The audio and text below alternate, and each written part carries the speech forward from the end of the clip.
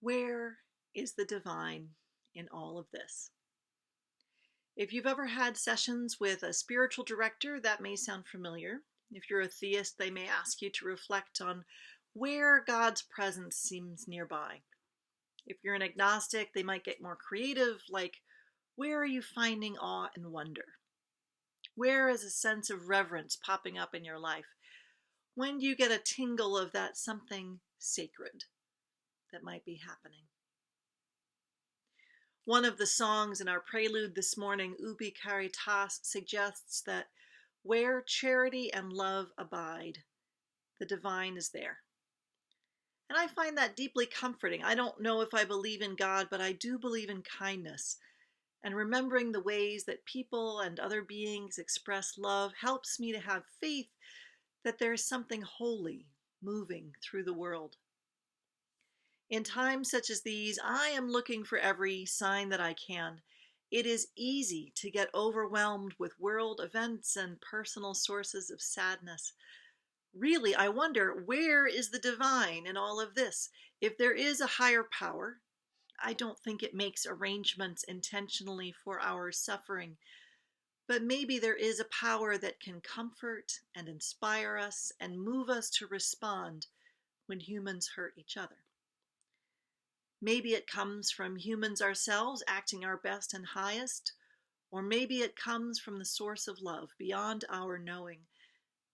We need that kind of help right now. Where is it? It may be that part of my problem is looking for the sacred in one concrete place, as if it were a pair of scissors that keeps moving around the house. My mind is trained to seek things that I can see and touch and hold, and perhaps the holy is not a thing with a single location. Particularly in times such as these when everything is changing quickly and our basic assumptions about how the world works are being upended, concrete predictability will not yield a force that brings comfort, inspiration, challenge to live our values, or a sense of connection with the universe. In times like these, perhaps what we seek can't be found in just one place. It's not a commodity to be grasped. Not even signing up for the right workshops or collecting scented candles will allow us to possess it and tame it. What we seek, I think, is a spirit that moves. Some of our pagan friends celebrated Beltane not that long ago.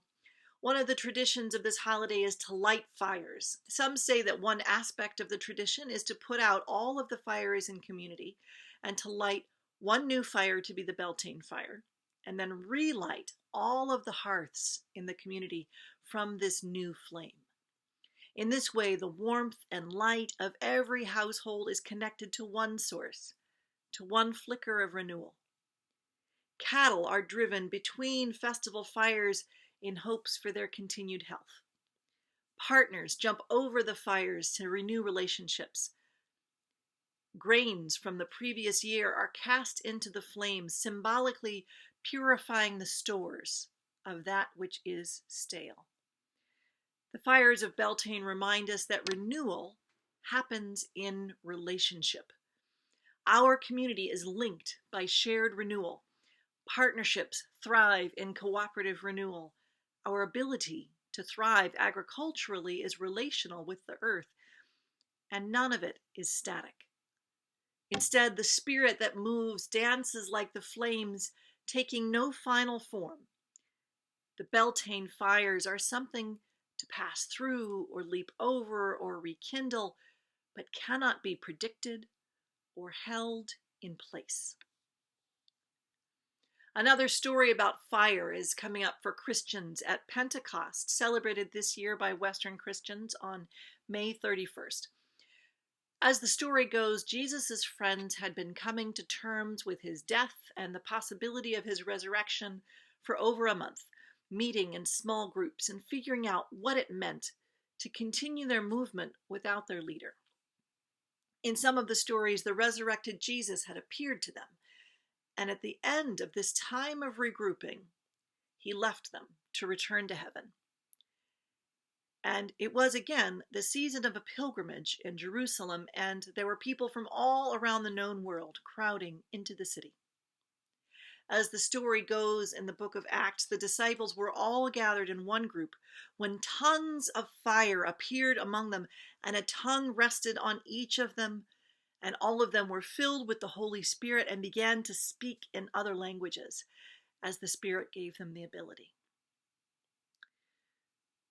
The fires of Pentecost are the fires of renewed mission. They could not continue, that is, the disciples could not continue witnessing and healing the way they had done. They had changed, and the world had changed. Fire symbolized that they had to carry out their mission in a new way. They needed new language, new skills for communication, new technologies for finding connection. The shape and the outcome of their movement was not set at that point. They were traveling through a time of transformation. The flames of Pentecost gave them energy for change, but not certainty. Though Unitarian Universalism grows from Christian roots, not all of us are close followers of Christian tradition. I don't know if the story happened exactly that way. But I believe it's true that a movement that witnesses for justice for the poor and accountability for the powerful, a movement that knows that state-sanctioned violence is a real possibility, a movement that seeks right relationship between people and with the holy, that movement needs to be ready for change. Sometimes the times in which we live are fires to pass through, and our way of pursuing our mission must adapt. Outcomes are not assured. The shape of things to come is unclear. The spirit that moves can't be held in our hands, yet there are powers that inspire and challenge and draw people together. In the story from the book of Acts, people are in Jerusalem for the Jewish holiday of Shavuot, and this is a holiday that is celebrated very differently now than during the Second Temple period in the first century of Palestine. Nevertheless, it's a day worth noticing, and it is also coming this month, May 29th. Shavuot is partly a harvest holiday, bookending the grain season that begins with Sukkot. And by tradition, the Torah was given to the people on Shavuot, and that holiday has become an occasion to celebrate the Torah by staying up all night studying. In the book of Deuteronomy, we read that the first version of the Torah that God gave to Moses to share with the people did not last. Moses came down from Sinai, the mountain ablaze, and saw that the people had already strayed, and he smashed the first 2 tablets. And so God helped Moses create another set, Torah 2.0, and those were the tablets placed into the ark. According to Jewish mystics, the first set of tablets were written with black fire on white fire. Perhaps the black fire represents judgment and the white fire represents mercy. Or the black fire represents interpretation and the white fire, what we might think of as blank space in graphic design, represents possibility. Perhaps the fires represent what is written and what is hidden. Rabbi Michael Strassfeld suggests that the white fire is the world around us, and that the sacred must always be understood in the context of life as we are living it. Holy words must be interpreted in relationship with the world as it is in the current time and place. So again, the spirit that moves cannot be pinned down. The divine flickers and dances and resists concrete form, revealing and purifying and drawing people together in ways that adapt to the times in which we find ourselves. My last sacred story for today is not so much about fire as it is about commitment. We are in the middle of the holy month of Ramadan. During this month, Muslims recall when the Prophet Muhammad, peace and blessings be upon him, received the revelation of the Holy Quran. During this month, Muslims not only fast from food and drink during the day, but they are particularly careful to avoid lies, slander, gossip, false oaths, and greed or covetousness. According to one story, the Prophet Muhammad was in contemplation when he was visited by the angel Gabriel, who commanded him to read. And Muhammad replied that he was unable to read. But Gabriel embraced him and then commanded him to recite, which he did. Read, in the name of your Lord who created man from a clinging substance. Read, your Lord is most generous. He who taught by the pen taught man that which he knew not. So ends the reading.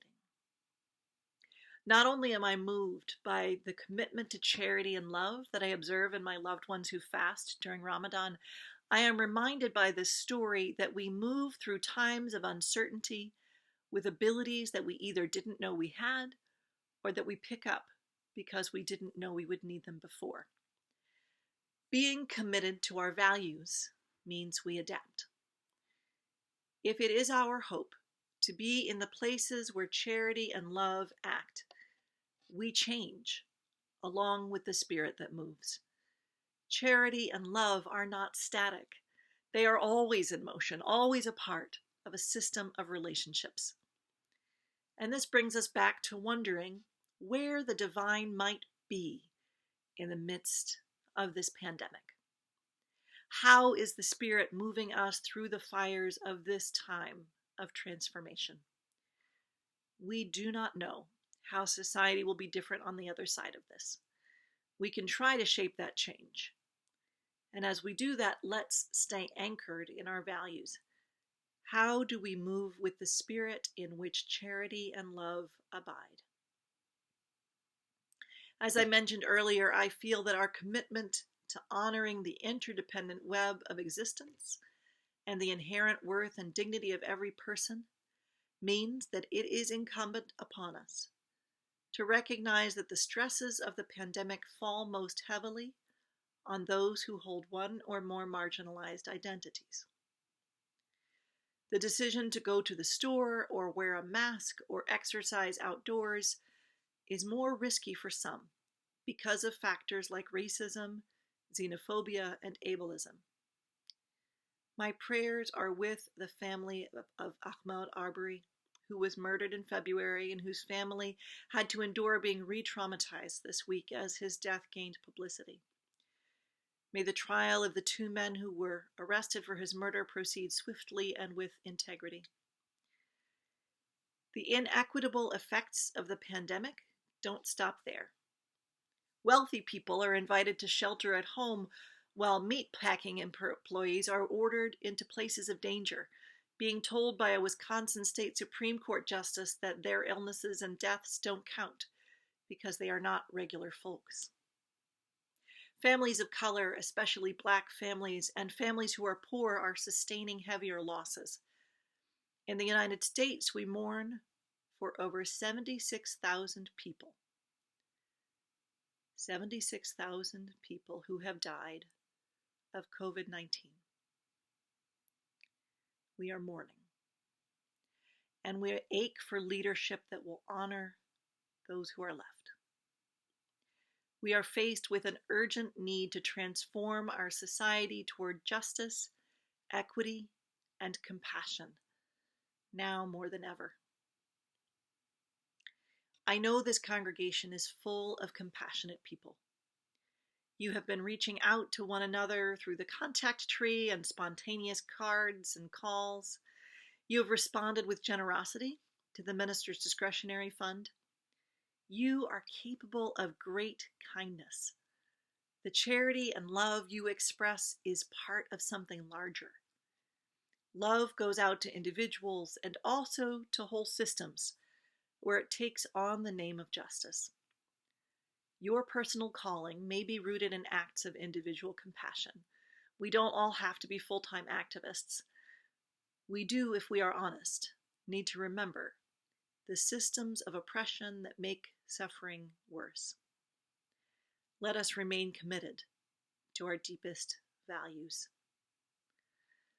This is a threshold time, an open doorway, a sacred fire for us to pass through or around or over. I do not wish for us to return to everything as it was before. The future is still unfolding. My hope is that we adapt, that we find our place in the dance with the spirit that moves, that we follow the rhythms of justice and compassion. So be it. Blessed be. Amen. And I'm curious to hear from you. What do you hope will be different in your life or in society on the other side of this period of history? There are no guarantees. As long as we are helping to shape change, what are we shaping that change toward? How is the spirit of love moving? What do you hope will be different? If you're worshiping with us live, type your reflection into the chat. If you are watching later, I hope you can use this time for journaling or reflection or communicating with someone you care about. After the reflection, we're going to move right into the closing hymn, The Fire of Commitment. The words will be on your screen. Thank you to Michael Holmes and the Ensemble Croesus for the music as we enter into a time of reflection.